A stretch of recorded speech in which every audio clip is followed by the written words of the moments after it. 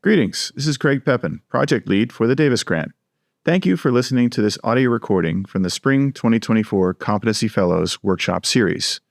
These workshops are funded by a grant from the Davis Educational Foundation, and together with other materials funded by the grant and available on the Competencies website, are designed to help enhance your understanding and learning of Champlain's college competencies.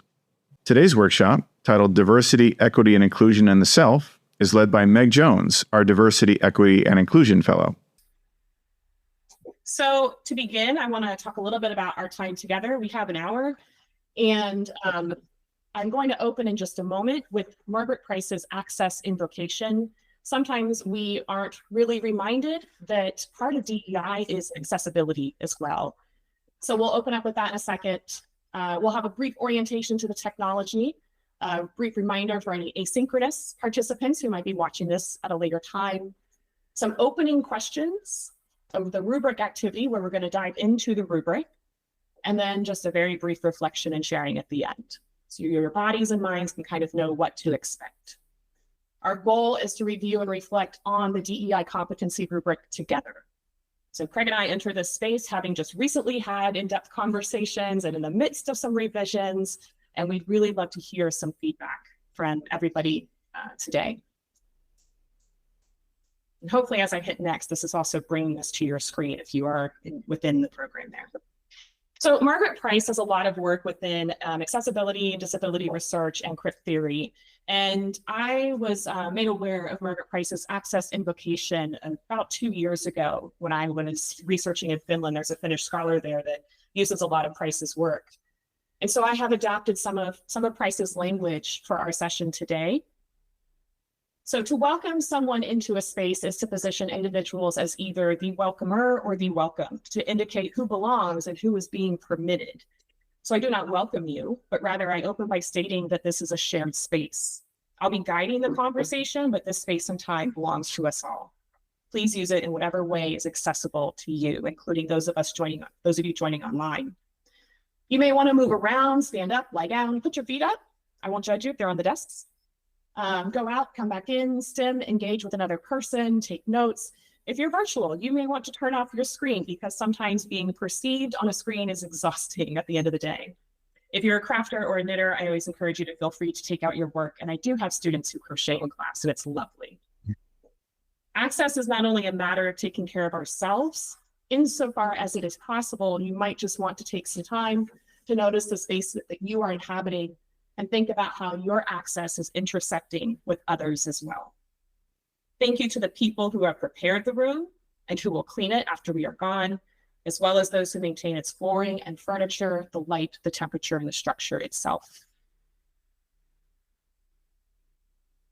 So before I open up this question in Nearpod, I want to remind anybody watching this asynchronously that if you would like to contact me, Meg Jones, in education, you can follow along in the Nearpod presentation asynchronously. I can send you a code for that.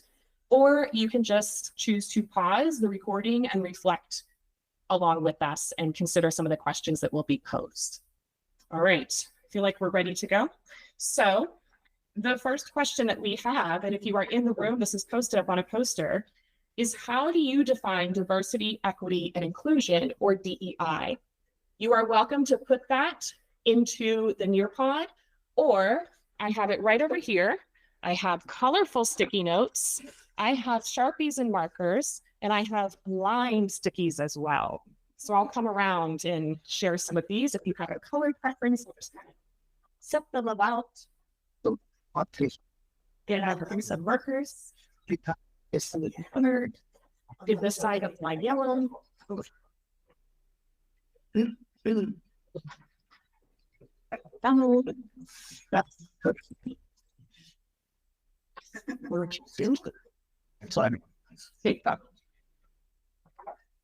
get your neck wording. I was making sure I understood right.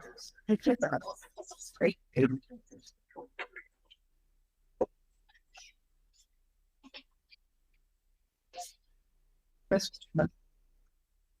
it makes sense.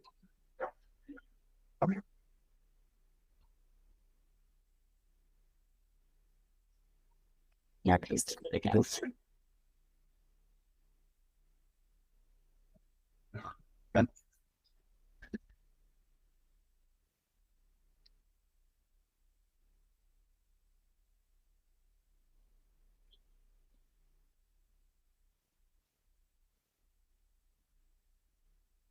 Thank you to those of you who are putting the code into the chat as well for newcomers.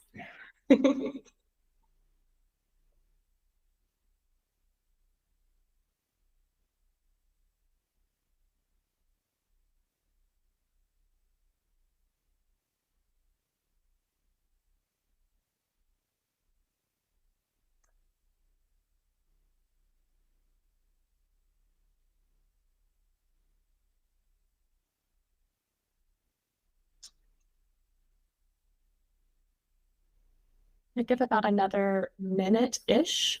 You're welcome if you would like to place it over here on the poster, or I can come around and collect your stickies. You can read it. Yeah. Look at these cherries. I have more access to the board. Yeah, it's not accessible for you. And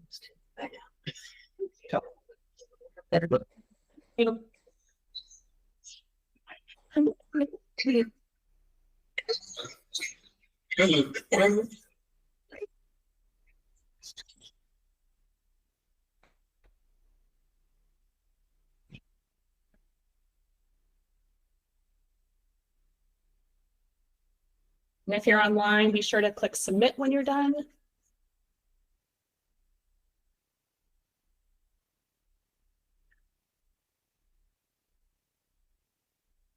Ready to submit what happens to it. Mine just disappeared. It went through.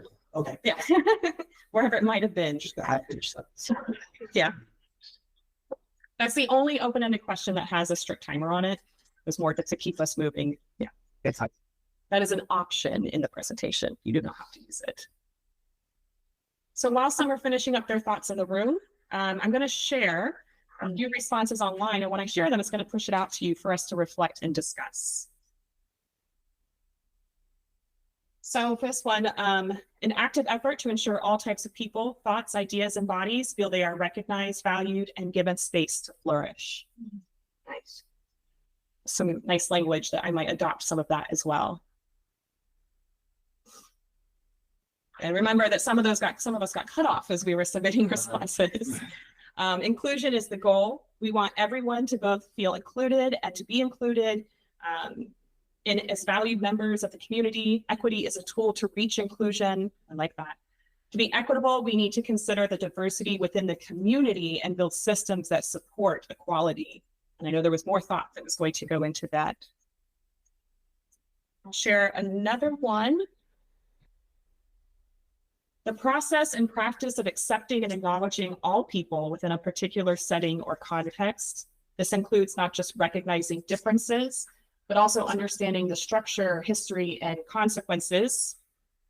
I think we can fill in the rest of that in our minds. I really like the historical context put into this one. Any thoughts or reflections from those in the room or those online?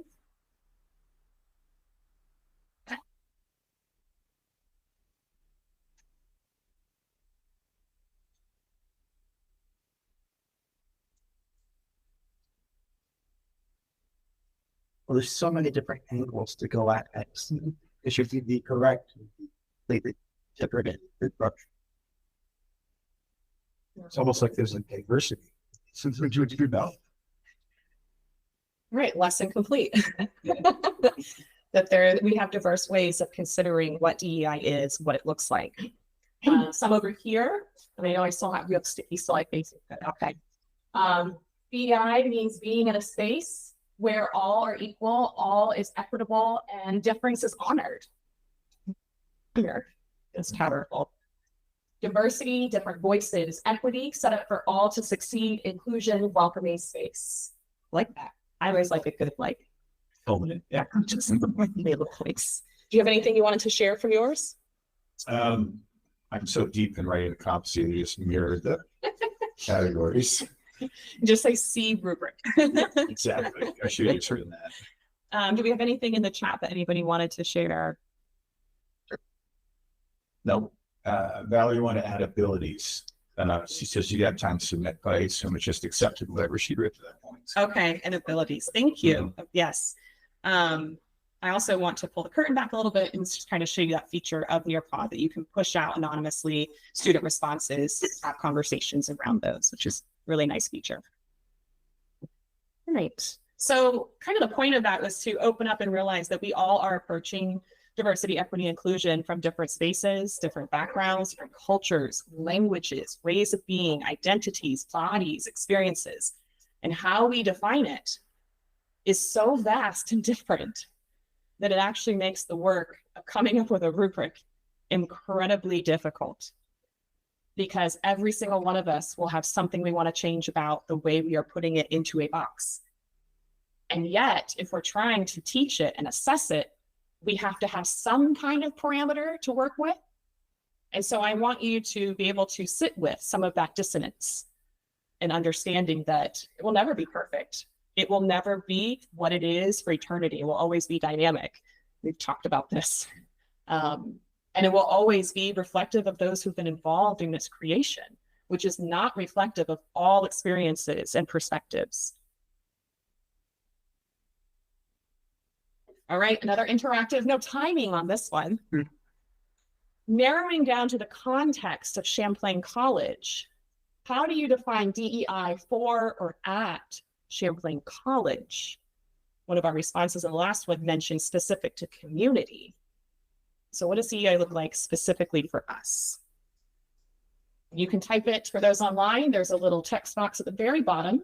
You're welcome to type it there. You can also submit images. If you want to, you can even record a video. Those options are available to you considering UDL philosophy and practice.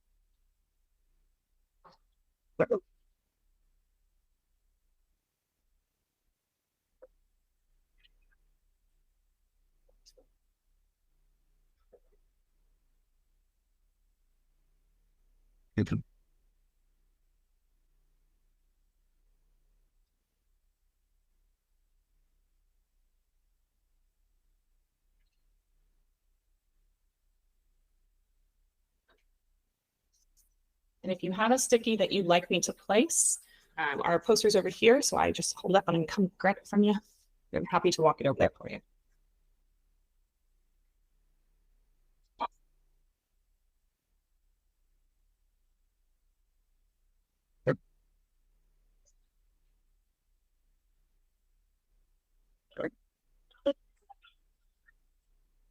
Get the intro now. The whole point of me doing the accordion thing was to realize which side the sticky was on. I figured. Still doing it upside down? That'll still sit. Yeah. Still works. Thank you. I didn't get what these were. But I would be showing on. You know that there were any different stickies. I was writing a big little too. Yeah, there's a character. There's a character on it. One, two, three. I saw the Gosh, character. has more thoughts. Yeah. That's what I should Oh no. Well, that looks nice. The only thing I don't like about the Nearpod platform in this regard with this feature is that you can't organize the stickies. They just go up in order. It's not accessible because they put gray on white. Gray on white. Not a lot of contrast. That's really hard to read from my old eye. Yes. I think one of the points being that it's supposed to be right in front of you rather than students looking up here, It's true. but it's still difficult to see. Still hard on here. It's very hard. Yeah. On my laptop. You can turn dark mode on your own device if that typically works. Yeah. you want me to walk it over? That's fine. Thank you. On quarterly. But it is very obvious. I'm going to leave that open online for those who want to continue submitting. But I'm moving my body over here to read a few on the poster first this time. So at Champlain, DEI involves acknowledging and appreciating differences as bridges, not walls. At Champlain College, DEI is an acronym that is bandied around. Okay, to sound good. And DEI is understanding and accommodating for diversity of learning, providing a classroom space to welcome students. So like the student focus, but also being critical of how we talk about it and how we use it. In our online space, we see a couple here. How do students of diverse backgrounds form community in classroom and out of classrooms? It's a big part of our campus. How do students develop the ability to interact across cultures? The continuing effort to create a shared community and identity that includes everyone without trying to homogenize everyone. It's another place of dissonance, right? We create affinity groups that inevitably leave somebody feeling left out. This includes awareness of factors beyond our control that affect our community, including student input, exclamation mark. It seems often we have these conversations without student perspectives at all, which is so important to actually inform the definition. And this is where I really, not to put a spotlight on you and your work, but I really applaud the work of the competency development and the inclusion of student feedback and taking that feedback seriously. A lot of the revisions that we see in the rubrics come directly from student feedback. And I think that is a great way to honor that this is their campus. This is their community. We are merely a part of it. Thank you. Anything that you want to share in the room or online about what you see, kind of see here, or that we talked about from the stickies? Funny, I had to be sarcastic because it is something that it's just, we use it a lot, but we don't always put it into practice, and we certainly don't listen to students. Why do you think that is? Not to put you on the spot, but to kind of open up a conversation. Because we spend money everywhere else and we still don't have the director of DEI. We're not willing to spend money on that. There was always, oh, that's too much to give them. We'll bring down the VP title and make it director. And we just don't do anything. I would argue that when we had someone at the top, we didn't do that much changing at the bottom either. So I worry that if we had someone that high up, they are not going to be able to influence change within people's classrooms, take styles. It's still somebody that has Oh, it's good to have. some say in what's happening. When we had somebody like Amma here, it did work. Exactly. But she ran training for faculty Yeah. started through that and changed that. And since her, we haven't had anybody else in that kind of position. Some good points to bring up.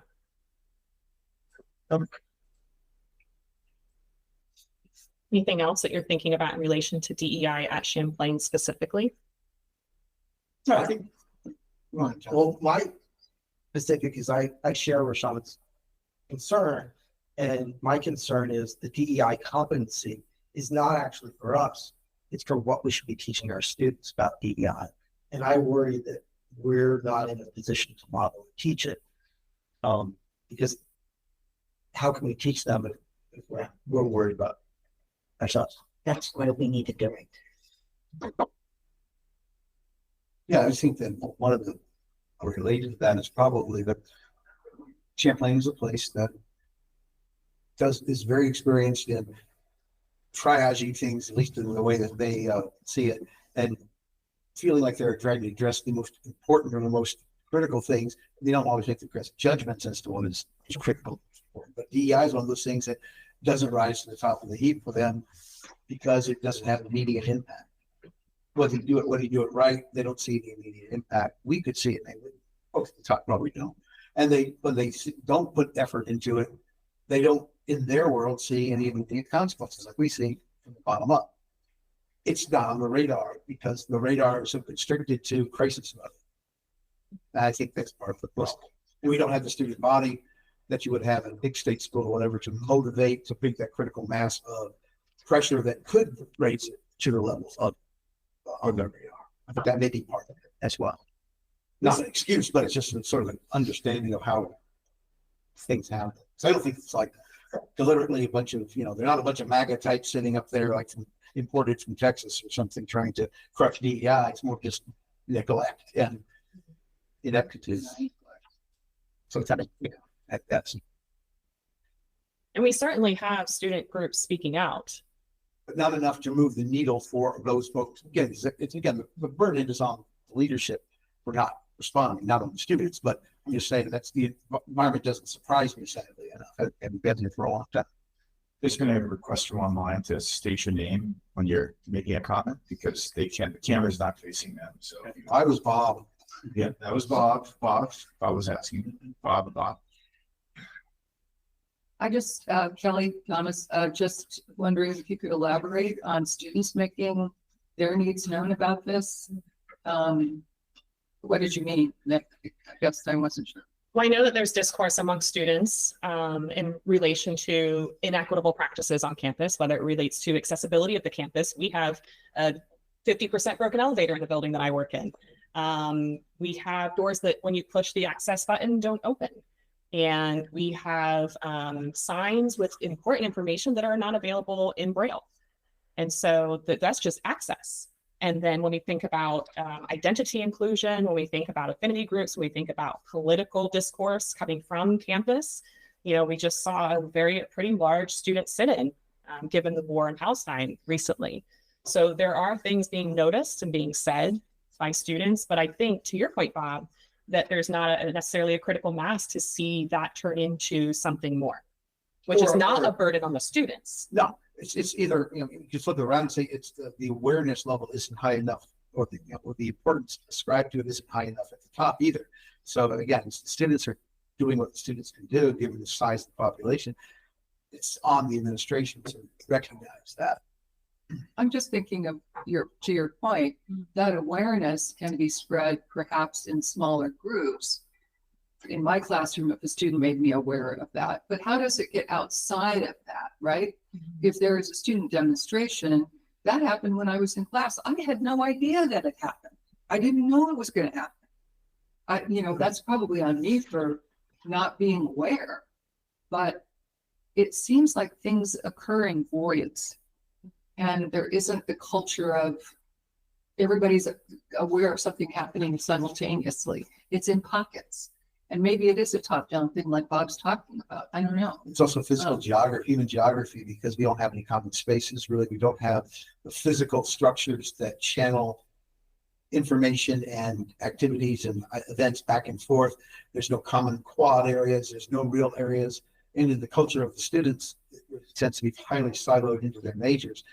It's such a very big difference from like a big state school I was at, where you had what you're talking about, the grapevine type of thing. And since this is very compartmented from the bottom up as well as the top down.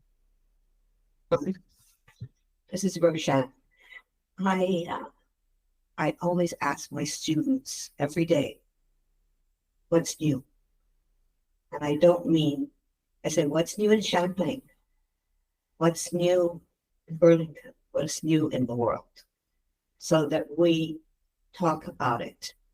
And when there are things that are happening at Champlain, they tell me, sure. And I take my students to demonstrations. I go with them. And I'm sure you would too. But we have to know how they're feeling. And by what's new in school, one of the things may be as simple as my lock has been broken, which my lock has been broken for several months now, and they won't fix it. So anybody can walk into my room, or it can be that something happened in a class and I was upset, or something happened outside and people said this or that or the other. It can be anything. But the lock business is driving me crazy. Duly noted. No, it's okay for me. It's my office. I can take my laptop with me, but that's their room. And anybody can walk into their personal space, and that's part of DEI. Thank you for sharing that. I really value the feedback that you're sharing, or the concerns, or the kind of the voids where things are missing to support the work that maybe as individuals we want to engage in. But we're lacking structures to make that happen, to support that. We're lacking follow through on issues that have arisen for students, staff, faculty. Yeah, I think we have challenges on the student life side, which Bob was getting at in terms of, the social seed is within their program, and that tends to have a culture that runs with it. If you're not part of that culture, you're probably part of it. They feel attached at Champlain as a student. But I also think there's problems in our classrooms. I see it when we talk about group work. Some of that is collaboration and competency, but a lot of that also is cultural, right? Like, slights between women not being valued for their judgment in the tech courses, slights on the assumption about background knowledge, right, that people have on each other, and some of that's student imposed on student, and some of that's written into the assignments and content that faculty deliver. And then some of it's also built into the content we deliver, where it can be very Eurocentric in the view, and have things baked into it that don't bake in accessibility into that content structure.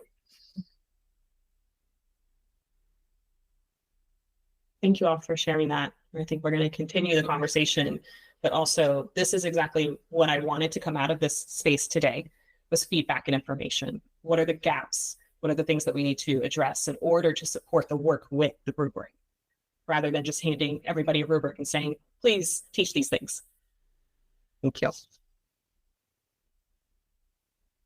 So speaking of, on a scale 1 to 5, if you're online, you can place it in here, with 1 being I don't feel prepared at all, 5 being I feel very prepared. How prepared do you feel to integrate DEI into the spaces or roles and or courses that you occupy, and or courses that you teach? So if you're online, you can respond there. If you're in the room, I do have a poster right there if you want to just write a number on a sticky note, or you could just write the number on the poster. Either one.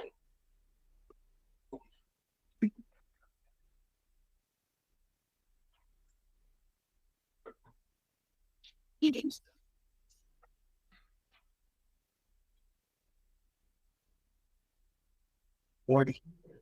Fair.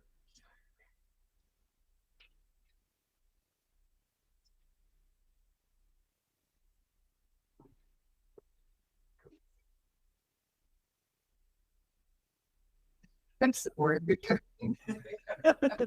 Sense of power in here. I think that's 3.5. And then 2.5. Yes. 4.9. Yeah. See, folks online are limited to whole numbers. Yeah. Actually, money. That's it once. The most contentious lesson in my intro stats class was, how do we actually want to answer that question? Like, will we allow a 3.5 or what do you want? I applaud those who just did what they needed to do to express their placement there. So it looks like somewhere between 3 and 4.5, 4.9. Yeah. Okay, all right. Somewhere between a 3 and a 4.9 in the room. Well, those who use stickies in the room, and I will share the breakdown of those who responded online.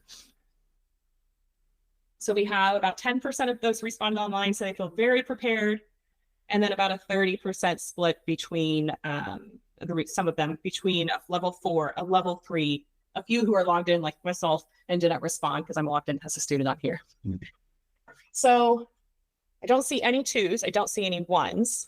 It seems like we feel prepared to do this work. Connecting with what we were just discussing, it might be a lack of structures and spaces and connections and systems to be supported in doing the work. And that's incredibly important feedback, combined with what was discussed previously, that it's, we have this rubric with expectations for students, but what about faculty and staff? And so this is good feedback for us to kind of know to move forward the direction that we need to go to help support everybody in implementing the DEI competency rubric and supporting students in their development.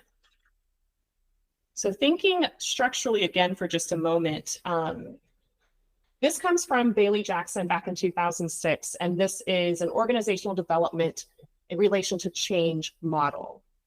And I, along with a good colleague of mine, have used this in a lot of DEI work when we want to identify where our institution might be, where our division or college, for in her sake, might be, where our individual programs or our individual selves might be. And on the left-hand side, we kind of start with this monocultural lens, starting all the way over in the exclusionary practice where one or an institution might be committed to the dominance, values, and norms of one group, actively excludes it in its mission and practices those who are not members of the dominant group. This is kind of think this is like a level 1, if you will. And when we think about our rubric, we know that we can kind of line this up with what we're expecting of students. There's the passive club, actively or passively excluding those who are not members of the dominant group, includes other members only if they fit the dominant norm. Then we move into this transitional space of compliance, passively committed to including others without making major changes. So that passivity includes only a few members of other groups. And then we're in the positive action, committed to making a special effort to include others, especially those in designated protected classes. So those that we must, according to policy or law, tolerates the differences that those others bring. And then we see multiculturalism as it was defined at the time that Dr. Jackson created this, redefining, actively works to expand its definition of inclusion, diversity, and equity, tries to examine and change practices that may act as barriers to members of non-dominant groups. And all the way to the right-hand side here, actively includes a diversity of people representing different groups, styles, and perspectives, continuously learns and acts to make the systemic changes required to value, include, and be fair to all people. So I think this is a pretty interesting way to pause and consider where might Champlain be as an entire institution, but also where we might be in our individual divisions or programs. Not that we want to continue perpetuating siloed ways of thinking, but we do have to locate ourselves right now in order to know what steps we need to make moving towards the future. So I'm going to open up, I'm going to leave this up, don't worry. But a slide that you can draw on if you would like. I also have paper copies here for those who would like to work with paper. And I'm just going to ask that you maybe circle or underline or mark in other ways your noticings about this matrix. And let's engage in a discussion about it for just a few moments. Would you like a paper copy? Yeah, I'll set it around. Okay. Yep.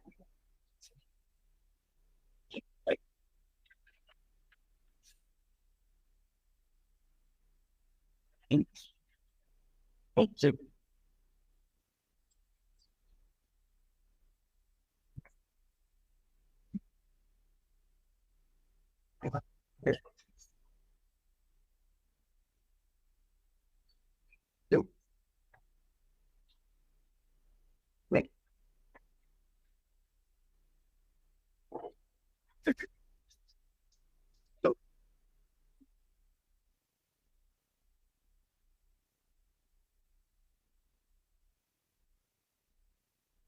so let's think of where. Just kind of underlining or circling things that stand out to you that you might want to engage in a discussion about.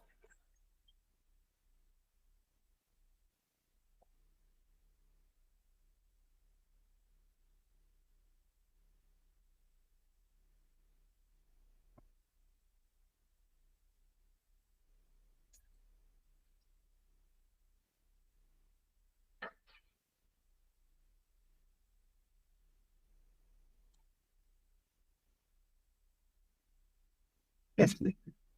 It's never very good at The students love the draw it's because they always leave little gems around in addition to whatever I'm asking them to do. So many of our students are, and it's artistic fields. Sometimes that art is really good. It's because I can see everybody's responses on the teacher screen. If I see a nice piece of artwork, I'm going to highlight that one. Encourage that creativity. Not coming from me. That's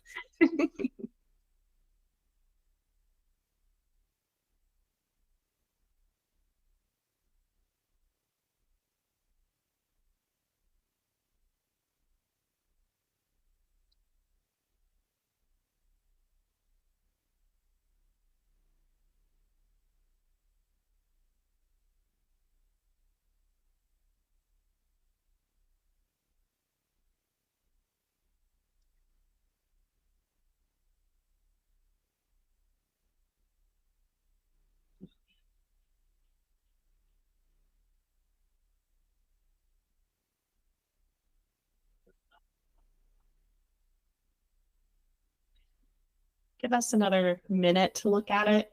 If you are using the Nearpod version, you can submit so that it indicates to me on the screen that you're finished working with it. I don't like to move on until I see everybody has submitted. Honor everybody's time to work, which wasn't true in the first question. where you ruthlessly trampled on our rights of expression. Ruthlessly, the first question. Yes, I was actually blinking in the corner. Like, okay. It's a little intense, yes. Probably not UDL practice. Yeah, the blinking in the red, no. The parameters, yes. Yeah, as long as it's Yes. Blinking lights are stressful. But maybe like twinkling stars or something and chimes to indicate it's coming to a close. I'll give this feedback to Nearpod. And as people are still working in the ed tech class, students are sometimes amazed that you can contact ed tech developers and give feedback. Like, oh yeah, you can. Please do. Small companies like this. Exactly. They really want to hear it. I took part in January on the perusal workshops that y'all shared out, and they really took the feedback that we had sent in. And I used perusal in the classroom with the students, and we plus delta'd it. And I just took a picture of that and sent it into perusal. And we got a response. So I want to take your class. I see that. I need to learn all that. I hope the students feel the same way that they're in there. They seem to enjoy it. When I started using Perusal, it was just 3 people. Your least would start small. They do. They absolutely do. All right. There's a few who haven't submitted online, so I'm just going to verbally tell you I'm going to be sharing out some things in about 30 seconds, and that will unfortunately cut off your ability to mark on yours. So just have that warning. But those who are in the room while anybody online finishes up, was there anything that you highlighted or marked that you want to bring to a point of conversation? Yes. All I do. Go. Okay.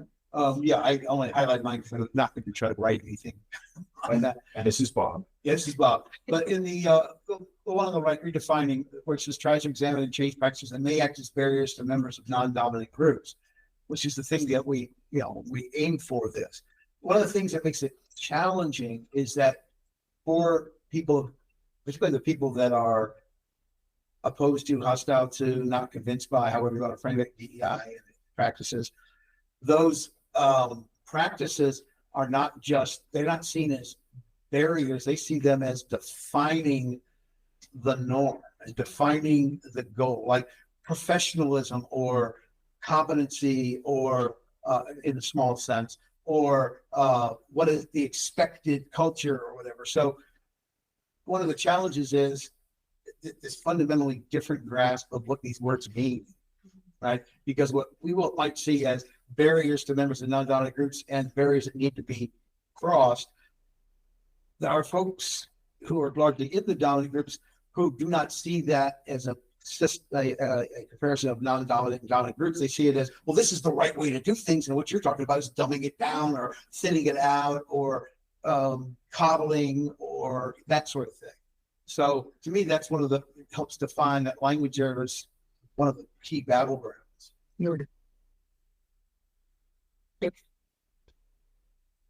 So This is Kelly. Oh, this is Kelly. The very first one was exclusionary, dominant, committed to the dominance, values, and norms of one group.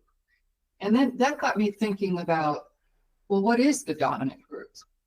And what are these other groups to which we are referring at Champlain College? So I have all sorts of questions. It seems like we are a predominantly white, able-bodied student faculty group. I know that that is not necessarily 100% true, but predominantly, if I think about my classes, a lot of diversity is not visible.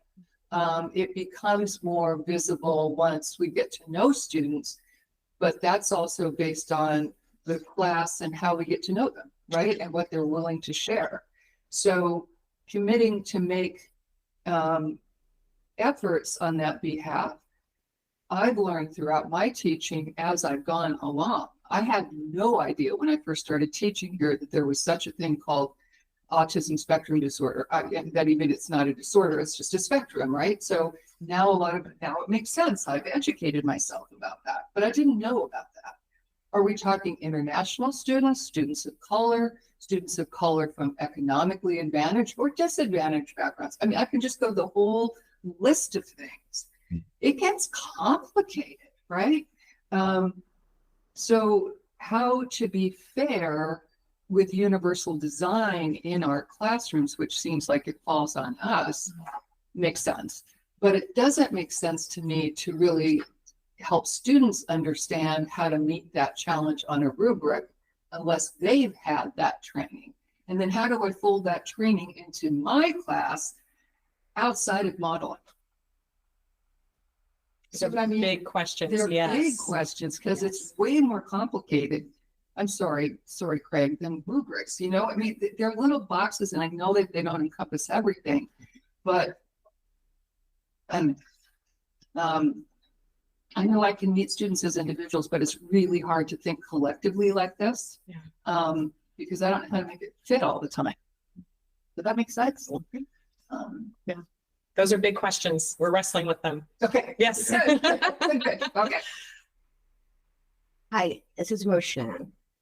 I have a problem with values and promotes the dominant perspectives of one group, culture, or style. And going back to what Bob said, it's language. Yeah. It's about language. The one group is not necessarily right now the white male. It could be white male and female pretty soon. But it's not about the group. It's about the culture and the system. The system is one. It's an old colonial system that was promoted by white males. And that's where we have to start changing. The system of teaching, the system of understanding language, all of that has to be looked at. You can't talk about a group. You have to talk about a system. This is Warren. I'm doing that thing where really bright people said something. I'm like, yes, yes, yes. But yeah, like this is one of the things that exactly what Rashawn was saying, that like untethering the, because I don't think it was like, well, what is this dominant group? Well, dominant group of academics, of like people that are entering in this world of higher education. And like, do we really want to stop that? No, what we want to stop is the connection to that system being created by a singular group, right? Like I want my students to be educated. I want them to learn this certain thing, but they have to learn it in this way. They have to learn that specific thing. And I think that untethering is difficult. And I think that's sort of where I'm grappling. Also wrestling, this is my struggle, right? Wrestling with the idea of, is this a cop-out or is this something that I need to be including in my thought of? People are complicated, right? We might see something and not know the full story. And I'm thinking of like the things that I underlined here is like, what does Champlain do? All of these, right? Like this, but in different areas, And also, my snark of the day is underlining words like passively excludes, passively committed, tolerates, tries to examine, continuously learns. Not necessarily any of those will lead you to and like a result, right? It's like, I'm trying, I'm aware, I value you, do anything about it, and then like wrestling with those sort of like, is it enough just to be aware and to even tell your students, I'm aware of this and I value you, but then to never actually move it anywhere from there. Like, so that's when I see a lot of this, I'm like, I think we're doing some of these, we're not doing a lot of that as a college. And even in the classroom, me personally, like I think I'm doing some of these things. I don't want to just be standing up there as the white guy being like, I value diversity, and then walk away. You know, which is a box to click here, right? Yeah. Yeah. So that's my sort of response thinking of it in this moment. Yeah, I mean, I see as a college and as individuals where I see between the passive flow and the positive action and different people moving between those different three levels. Passive flow combines positive action a lot, you know, in college. And we rarely get to redefining, which is starting to look at the systems and more permanent change rather than the positive action being like in this moment with the student. I'm going to do this thing to meet their needs and get them to be included, which is great. And you can change the systems. There's a question online, Okay. or a comment posed by actually a student who's attending this. Hey, Yeah, he's part of the EMC student design team, so working on the Davis grant. Just a question from a more student perspective, because of the difference between the many different majors and concentrations at this school, it can be challenging to create school-wide equality. For example, students from the Stiller Business School may not feel equal to those in the game studio. How can faculty and teachers make an effort to build interdisciplinary connections, connecting to the idea of monocultural groups within each major? Does anybody want to respond to that? Well, I mean, so my quick response is, well, we could reconsider our curriculum to have more of those opportunities for interdisciplinary, multicultural sort of interactions, so that the Stiller student isn't siloed with other Stiller students their entire academic career. So figuring out a way that students could, you know, where we, again, as educators, provide sort of those guardrails that, like, we don't want you like to just go free, but we're going to create these situations where you are sort of almost forced to interact in those ways, and potentially with some handy rubric, we are more able to make students aware of what they're doing in those situations so that they can take it out from that situation. So I think rethinking the curriculum can have more of those good points. Yeah. that's what the core does. Yeah. Or attempts to do. Yeah. Pretty good. But I would also argue it needs to happen within programs, and we often teach the same things across different majors and similar types of things, but we rarely integrate across health. Or we do sometimes, but that we have more opportunities to. And these are conversations I know you all know are being had as kind of in the space that we're in right now. So hopefully we'll see a movement more towards this. And I think, thank you, Max, correct, for bringing that to this discussion. Incredibly important.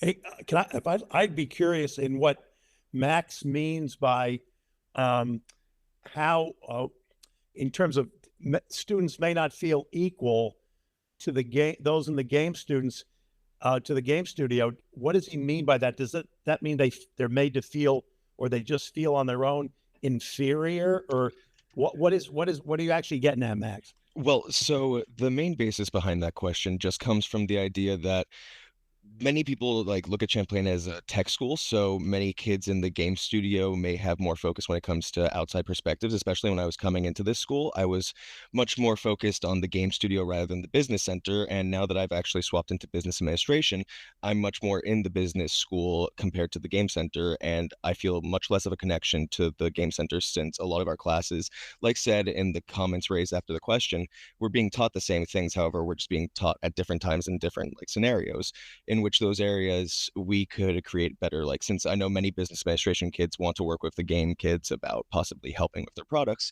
there's a lack of like building that connection throughout the years, throughout the 4-year process. So it's connectivity, not inequality. Yeah, basically. Okay. Thank you. But I think that comes down to curriculum design and course design. Yeah. Hi, this is Val. Can I say something about that? Go ahead, Val. Well, just in general, when we're feeling included, I mean, I could definitely say students in the School of Social Innovation, and particularly in my program, I've heard this over and over, that they don't feel valued at this institution because they're not part of the game, any of the gaming majors. So I think it's broader than just like connected to curriculum. And I've heard that from other students too. I think it just, there seems to be this emphasis on game, and I get it that these are the biggest majors, but I've definitely heard it over and over again that other students don't feel valued.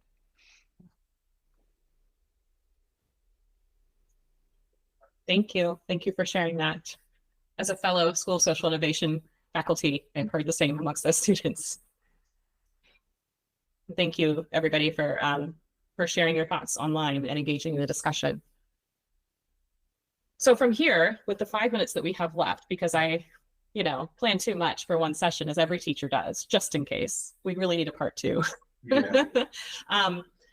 I would like to pass out a copy of the rubric as it is. I'm going to, for those who are engaged with the Nearpod, I'm going to move to the next slide where you'll be able to click on a PDF, and you can save that if you'd like. For those on Nearpod, you'll click in the upper left-hand corner where the PDF symbol is, and that should open up a PDF of the current rubric. Now, this rubric, we've just made some revisions to. It is in process, but we would love some of your feedback. We would love for you to look at it. We don't have enough time to necessarily go into the activity I was hoping. Our future goal is that we can start to think about skills and dispositions. So I was kind of thinking about what you were saying, like versus there's one thing to stand up here and say, I am all in on DEI, and then there's the action side of it. So looking at the rubric, I think the next step for me in getting your feedback is us to say, what is us saying I do DEI, and what is the action that we're asking of students in this rubric? So that'll be next steps, I guess, part 2, if we can manage that. But I also invite you to reach out and please give us feedback. I'm going to a word of warning for those on Nearpod, if you haven't already clicked onto that PDF, and we can send it out also. I'm going to move forward to a slide where you can digitally share some feedback for us that you may not have been able to share during the session. All of you, you're welcome to share feedback. You can leave it on a Post-it. I did put some index cards over here also, if you'd like to just write anonymously on that. Let us know, because we want this rubric to be in process, constantly changing to meet the needs of our students and all of us as well. So with that, I'm just going to stop talking. If you're online, feel free to submit some feedback. If you're in the room, let us know. We can talk for a few more minutes, but I want to honor everybody's time. Yes. Tertian again. I wanted to say that the logical conclusion of DEI leaves it in the air. People added DEI not long ago. And I say that you have to have a change for justice. Yes. And without justice, there is no DEI. Unless you listen to what's happening. I mean, if you listen to some of the students and their complaints about sexual harassment, they are not attended to in the way that they're supposed to be attended to. They don't feel that they are getting the justice that is part of what you are supposed to do. And I really beg you to put in justice. Thank you. Great. If you are online and you need to leave for your own agenda, please do so. If you're in the room and you need to leave for your own agenda, please do so. Thank you. Thank you. Thank you all for being here. Thank you.